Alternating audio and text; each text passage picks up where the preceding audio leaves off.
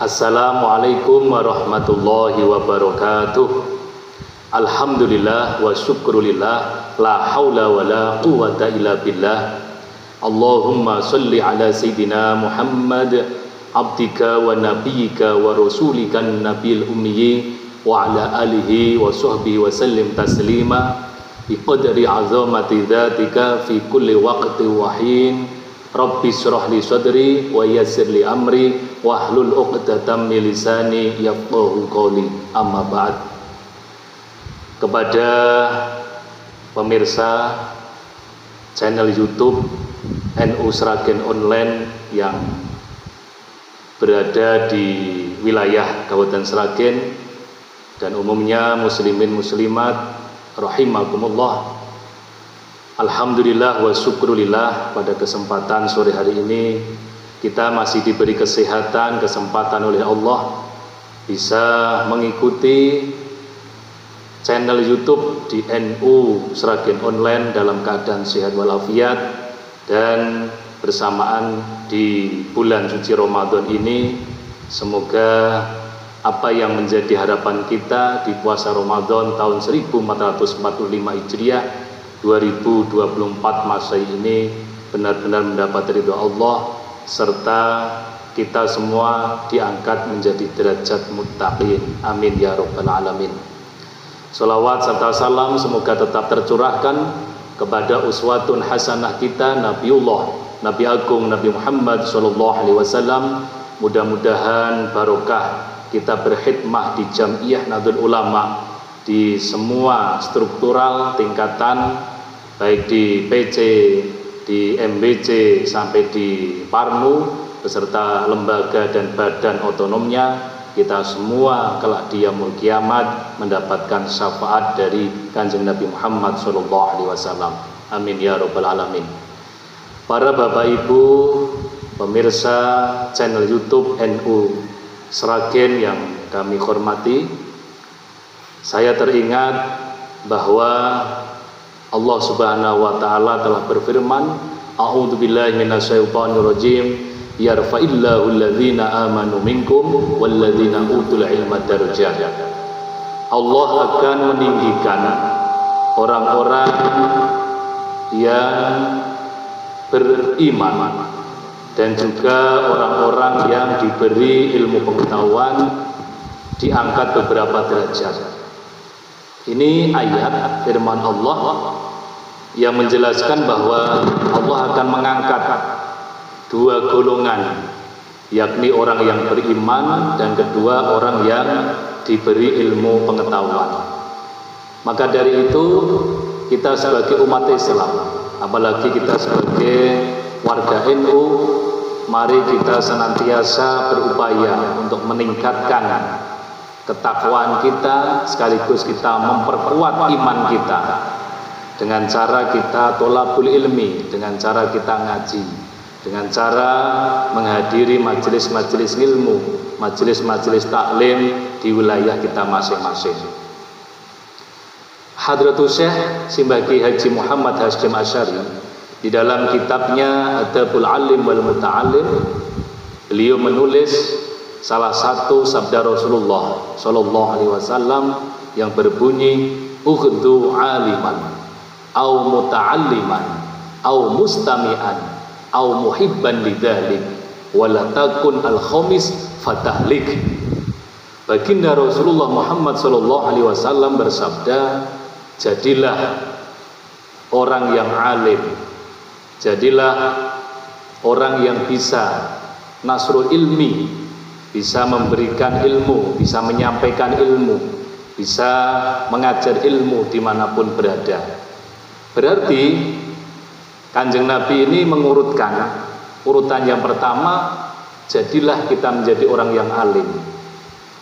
Untuk menjadi orang yang alim harus melalui proses panjang, harus belajar, harus berani menimba ilmu dimanapun berada, harus mencari seorang guru, seorang kiai yang bersanad sampai baginda Rasulullah Sallallahu Alaihi Wasallam. Ini pilihan yang pertama. Kalau kita belum bisa menjadi orang yang alim, belum bisa menjadi seorang guru, seorang ustadz, seorang kiai, seorang pengajar ilmu, pilihan yang kedua, au muta'alliman. Jadilah seorang pelajar, seorang santri, dengan dibuktikan apa? Yakni dengan cara tolabul ilmi, mulai dari TPQ, madrasah diniyah, sampai masuk di pondok pesantren. Kita awali dari lingkungan keluarga kita. Dulu mungkin kita alhamdulillah pernah berada di salah satu pondok pesantren, maka anak cucu kita, keturunan kita diharapkan juga tolabul ilmi, mencari ilmu di pondok pesantren yang berfaham ahlu sunnah wal jamaah. Maka pilihan yang kedua ini, jadilah seorang santri. Kalau menjadi seorang alim, seorang santri belum bisa, jadilah urutan yang ketiga, au mustami'an. Jadilah orang yang mau mendengarkan kajian-kajian ilmu agama. Maka warga Nahdi-Nahdiyat di rutinan-rutinan pengajian jangan jenuh-jenuh, terus melanjutkan pengajian-pengajian yang sudah menjadi rutinan. Kemudian yang keempat, kalau tidak bisa menjadi orang yang alim, belum bisa menjadi santri pesantren, tidak mau mendengarkan pengajian, jadilah muhibban lidzalik, jadilah orang yang mencintai kiai, ulama, jadilah yang mencintai santri, jadilah orang yang senang orang-orang yang mendengarkan pengajian, jangan malah dibenci. Wala takun al-khamis, janganlah jadi golongan yang kelima, fatahlik, maka kamu akan hancur, kamu akan rusak, kamu akan mengalami bencana. Para pemirsa dimanapun berada, ini sabda Rasulullah menjelaskan bahwa kita diminta untuk memilih. Jadilah seorang pengajar, orang yang alim, atau memilih menjadi seorang santri, selalu mencari ilmu, atau kita menjadi mustami'in, senang mendengarkan pengajian, atau senang kepada tiga golongan tadi, atau malah memilih golongan yang kelima, yakni akan rusak, akan hancur, akan sengsara. Naudzubillah min dzalik. Maka dari itu, kita sebagai warga NU, marilah kita menjaga keistiqomahan kita, selalu mengikuti kajian-kajian, pengajian-pengajian dimanapun berada, agar kita bisa menambah wawasan ilmuwan kita. Saya juga teringat bahwa dulu ketika Simbah Kiai Haji Ahmad Siddiq, Rais Am PBNU di era Gus Dur tahun 1984,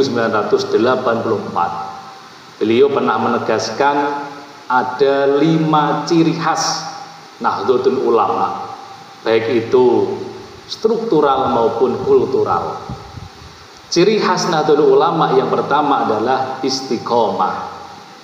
Maka baik yang menjadi pengurus NU, baik yang menjadi pengurus Badan Otonom NU, lembaga-lembaga NU, ataupun kultural NU, marilah kita mengistiqomahkan rutinan kegiatan kita yang sudah berjalan selama ini. Mungkin ada kegiatan yaumiyah harian, ada kegiatan mingguan, bulanan atau lapanan, seperti yasinan, tahlilan, kemudian istighosahan, ada rotipan, manakiban, dan lain sebagainya. Mari kita istiqomahkan. Itulah ciri khas NU yang pertama. Al-istiqomah khairun min alfi karomah. Subutul karomah bidawamil istiqomah. Istiqomah itu lebih baik daripada 1000 karomah. Tumbuhnya karomah itu karena kita selalu menjaga, mendawamkan yang namanya istiqomah. Maka istiqomah harus kita teruskan, harus kita lanjutkan, agar kita ini beribadah dengan tambah baik, agar kita ibadah kita bisa diterima oleh Allah Subhanahu wa taala. Kemudian ciri yang kedua, ciri khas Nahdlatul Ulama menurut Simbah Kiai Haji Ahmad Siddiq, yakni istifadah. istifadah menambah pengetahuan, menambah ilmu. Maka di setiap forum-forum pengajian, di setiap forum-forum pertemuan-pertemuan pengurus NU ataupun kultural warga NU, di situ disempatkan. Setelah ada rutinan tahlilan, yasinan, maulidan, di situ ada kajian, ada tambahan ngaji, kitab-kitab karya ulama salafus sholih. Yang ketiga, ciri khas Nahdlatul Ulama adalah istisyarah. Istisyarah yakni bermusyawarah. Bermusyawarah untuk mencapai mufakat sebelum kebijakan-kebijakan yang ada di struktural tingkatan pengurus NU itu diputuskan, disepakati, kita harus melalui proses yang namanya musyawarah. Ada dua perbedaan di kepengurusan NU terkait dengan tata cara musyawarah. Ada musyawarah tingkat PC yang disebut dengan konferensi, itu setiap 5 tahun sekali, dan juga di MBC ada lagi musyawarah kerja musker, itu ada yang 3 kali di tingkat PC, MBC, bahkan tingkat ranting NU itu malah 4 kali musyawarah kerja. Sedangkan tingkat Parnu, pengurus anak ranting NU, itu setidaknya dalam satu periode 5 tahun ada 5 kali musyawarah kerja.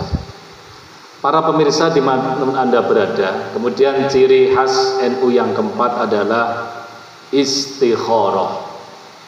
Dulu ketika Hadratul Syekh Simbagi Haji Muhammad Hasyim Asy'ari mendirikan Jam'iyah Nahdlatul Ulama, beliau menunggu sang guru, menunggu Syekh Khalil Bangkalan selama 2 tahun hasil istikharahnya.